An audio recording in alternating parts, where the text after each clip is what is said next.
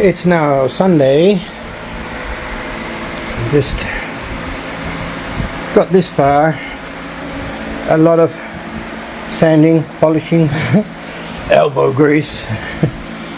It's still not perfect, but I think they'll do. I can still see sanding marks and stuff, but I've given it so many goes now. I think that will do.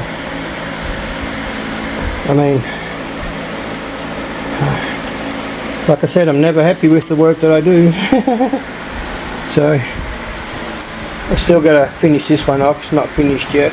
This is like a wet sand only. I still gotta do a couple more wet and dries, 2 different grades, and then run the polish over the top.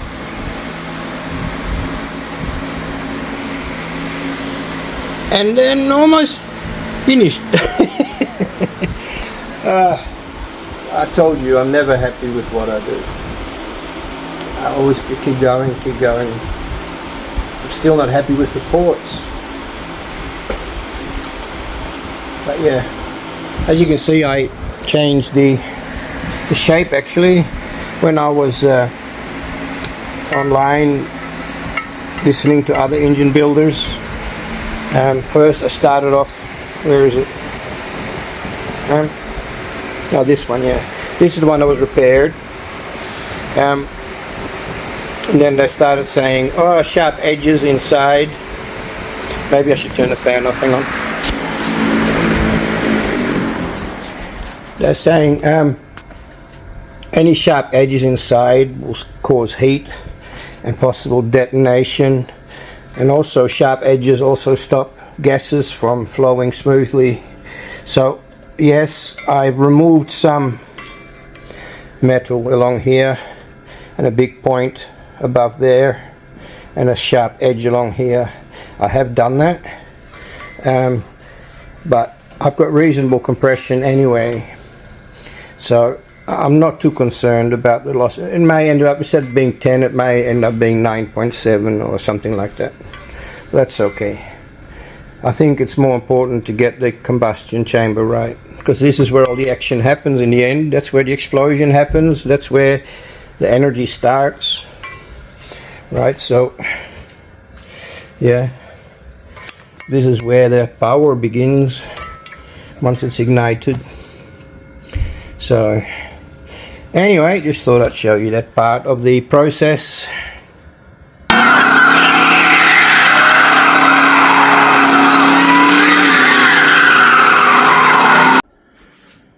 Filming. Whew. It's a few days later now. Hope you're all doing well out there. Anyway, welcome back, crew. I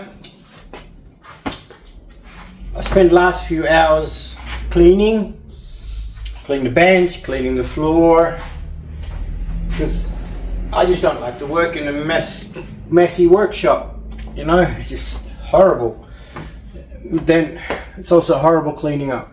I wish you didn't have to do either. I wish the workshop was always clean and it never needed cleaning.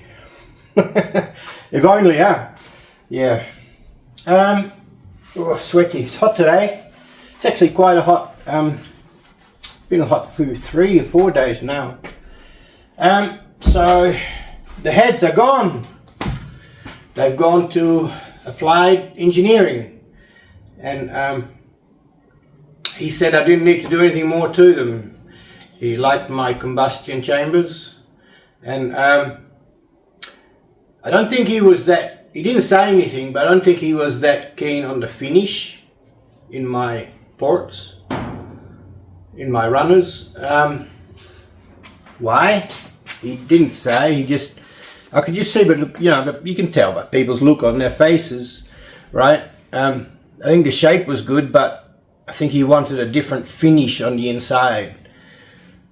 I thought just sanding was fine. I said to him, polishing apparently is not good anymore, because it used to be called port and polish, right? You used to port and polish, and people used to actually bring them up to a shine, you know, like I did my combustion chamber. They'd shine them up glossy, They used to say that because it's shiny and smooth, you got better airflow, but that's scientifically now proven to be not true.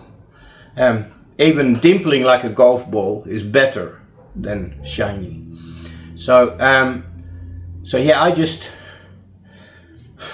don't know, I just did the best I could, and then to rub salt into the wound, I've moved these cupboards up here. So you have to remember now where stuff is. And that one, and this one. Now that I'm finished, and not this one. This one's in the wrong place, that's why.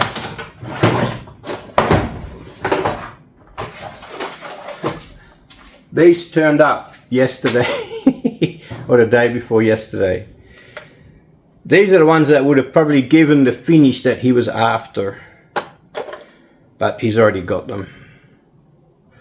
Remember on the previous clip I made these myself, and they work pretty good actually. They work probably better than these things.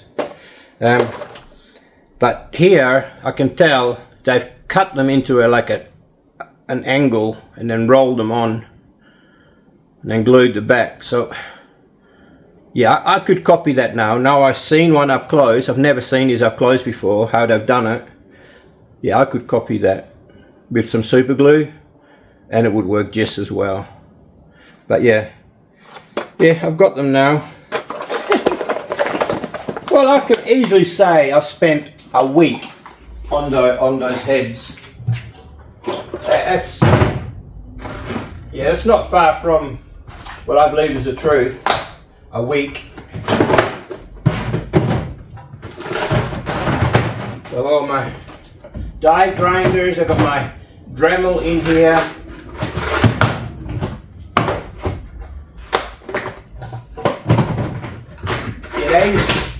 These covers were on the floor there before, but that meant that there's not much room between the front of the car and the wall, so they had to go from there.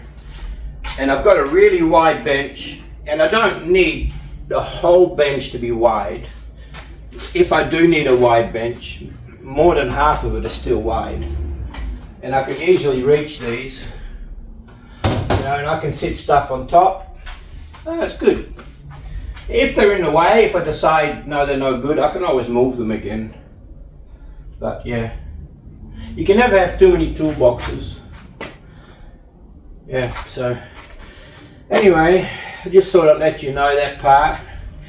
So I should put these back in the gasket kit. Do I still have my head gaskets? No, I've already put those back in. Felpro. I've always found Felpro to have very nice quality gaskets. Whenever I buy Felpro gasket kit, the quality always just seems to be a touch better, right? So yeah, I think that costs more, but Felpro, yeah, I don't think you can go wrong with Felpro. Have you had any negative experiences, crew? Let me know. So next is preparing the engine bay a bit more. Let me come a bit closer. Yeah, it's preparing the engine bay a bit more. So I want to cable tie and tag the injectors and coils, and then trace them back to the computer, and then run a separate harness for the engine for those. Yeah, I'm no electrician, guys. I don't understand why they looped it across the engine. They've plugged it in there, plugged it in there. Why couldn't they just all keep it on one bloody side? Why do they do it like this? But this can't be easy to put it in. Coming in from both sides. I'm always tempted to just strip it all out and start again. I mean, the engine, only the engine is completely different, and everything else stays, like lights and stuff. Yeah, we'll see what happens. I'll start tracing these back. I'll mark them like 1 through to 8, right? And then I got this tape. I looked online, I got this tape, Tessa tape. Looks like fabric. People online commented and recommended this as well. So I think I'm pretty fine with this. Oh, another thing. Where is it? Where did I put it? Oh, here.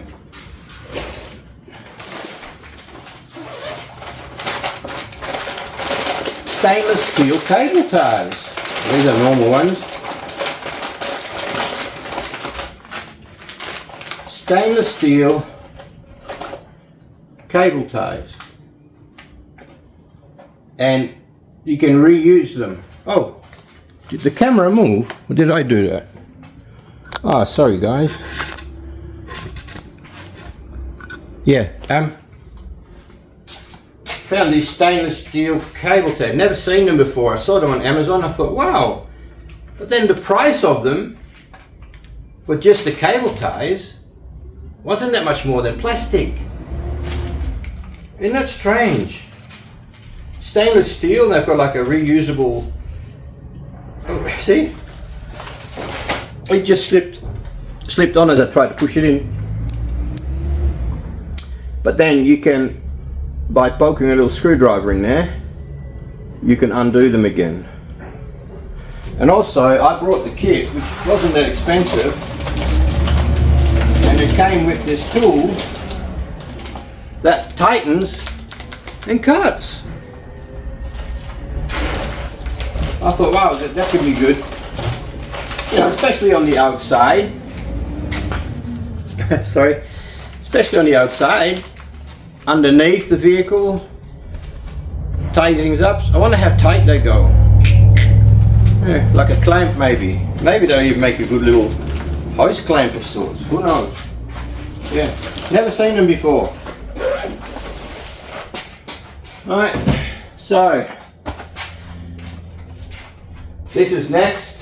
Well, coffee's next, to be honest, a break and coffee. And so yeah, I'll start on this.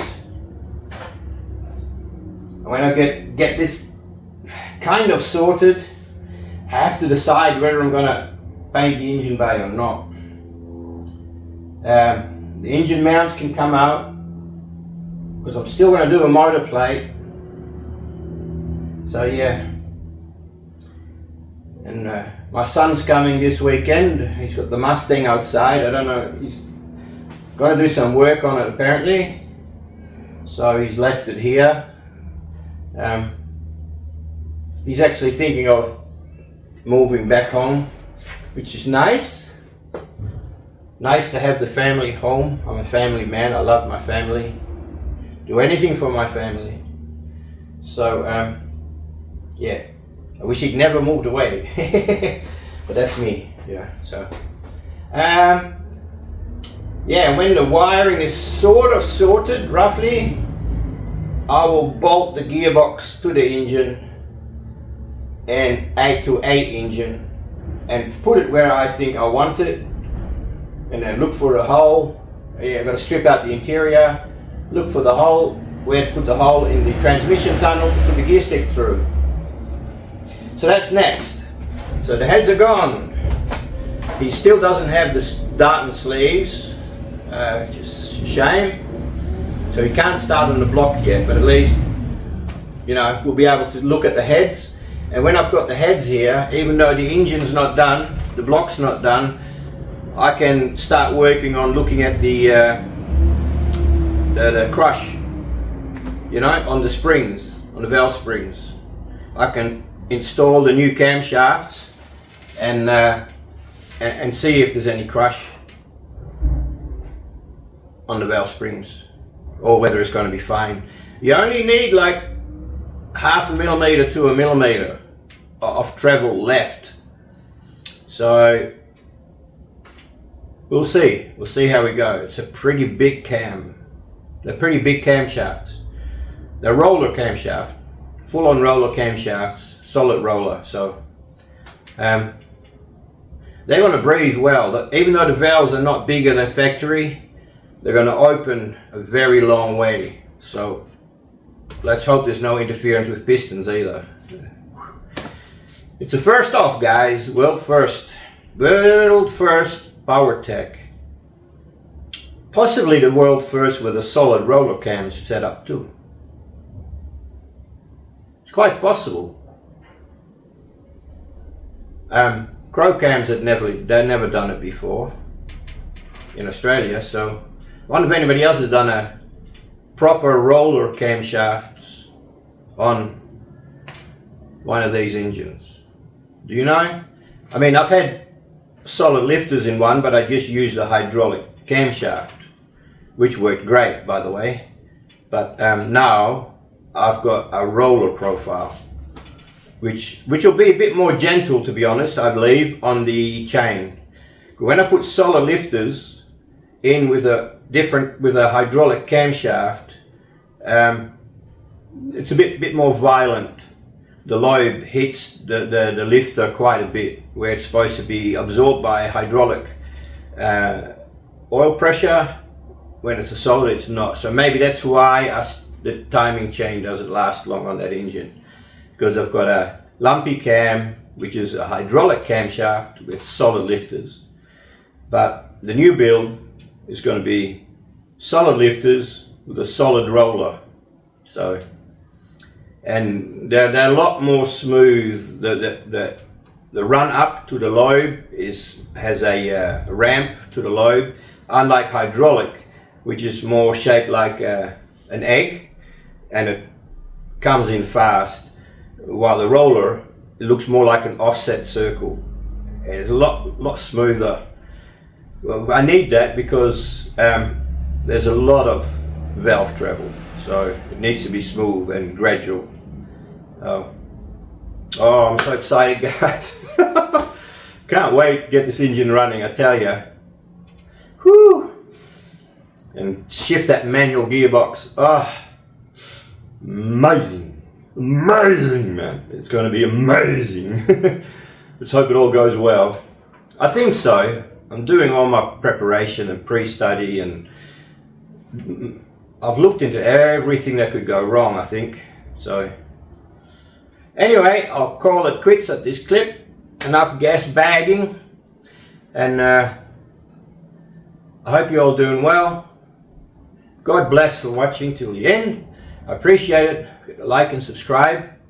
And the next clip will probably be either a couple of shorts or sliding in the engine and transmission to see where the gear stick on the Tremec T56 Magnum comes its head through the transmission tunnel.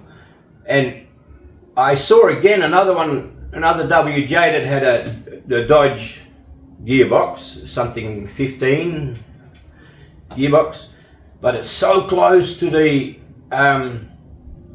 dashboard. Wow, when he changes gears, it's like almost touching the dashboard. Yeah, I don't believe I'll have that problem here. I think it's going to be pretty much in the same place as where the automatic shifter is, which will be spot on. Anyway, I'll catch you all later. Thanks for tuning in. Appreciate you. And till the next time.